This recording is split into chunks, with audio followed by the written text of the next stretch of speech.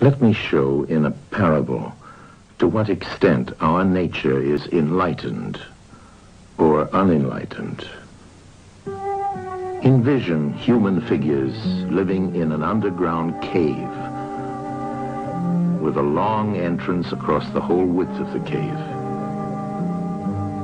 Here they have been from their childhood and have their legs and necks chained so that they cannot move and can only see before them, being prevented by the chains from turning their heads around. Above and behind them, a fire is blazing at a distance.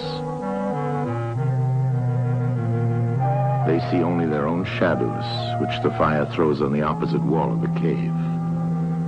For how could they see anything but the shadows if they were never allowed to move their heads?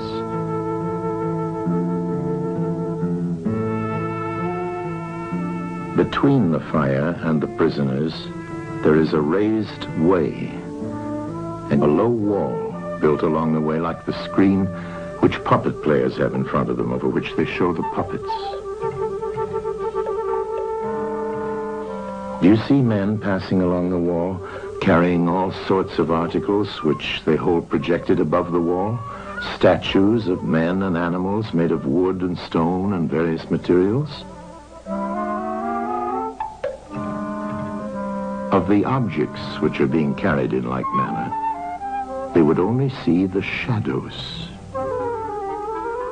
And if they were able to converse with one another, would they not suppose that they were naming what was actually before them?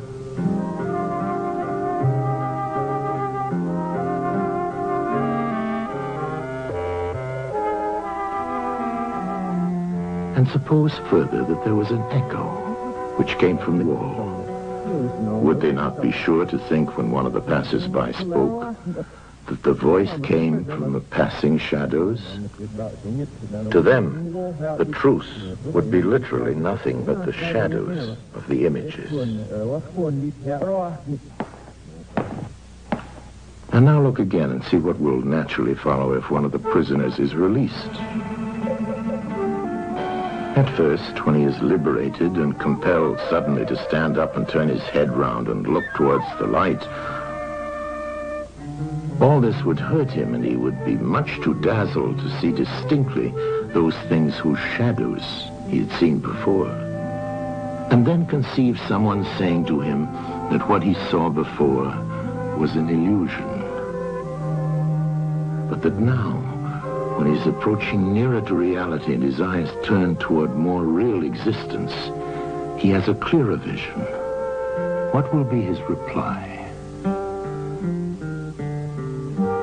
And you may further imagine that his instructor is pointing to the objects as they pass and requiring him to name them. Will he not be perplexed? Will he not think that the shadows which he formerly saw are truer than the objects which are now shown to him?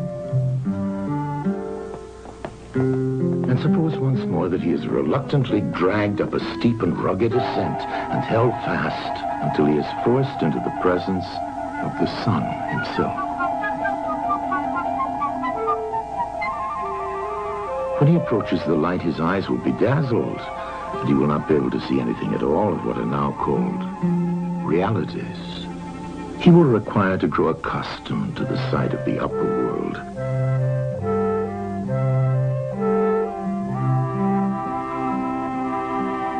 And first he will see the shadows best. Next, the reflections of objects in the water, and then the objects themselves. Then he will gaze upon the stars and the spangled heavens and the light of the moon. He will see the sky and the stars by night.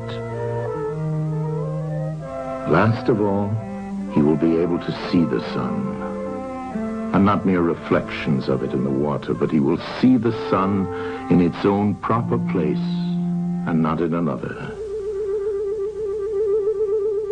And he will contemplate the sun as it is.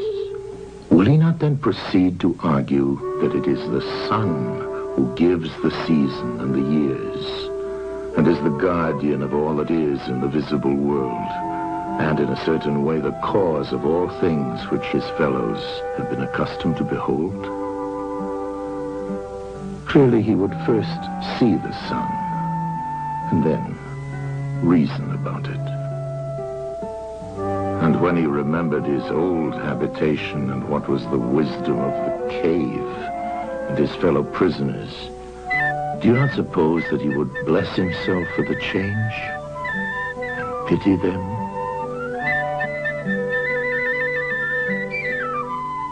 And if they were in the habit of conferring honors among themselves on those who were the quickest to observe the passing shadows, and to remark which of them went before and which followed after, and which were together, and who were therefore best able to draw conclusions as to the future,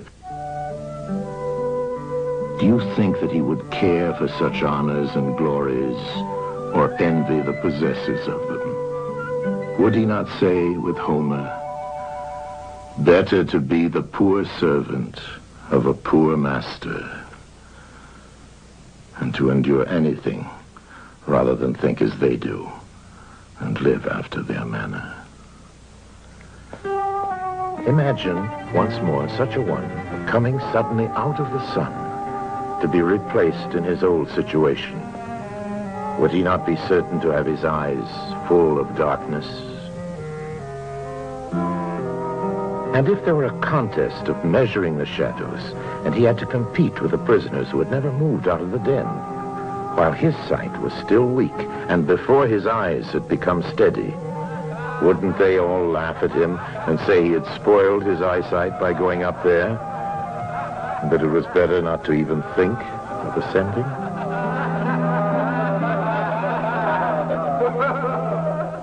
And if anyone tried to release another and lead him up to the light, let them only catch the offender, and they would put him to death.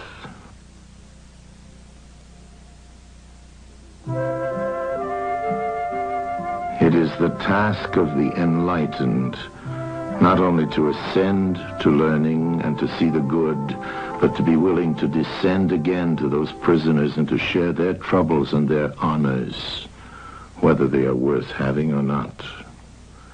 And this they must do, even with the prospect of death.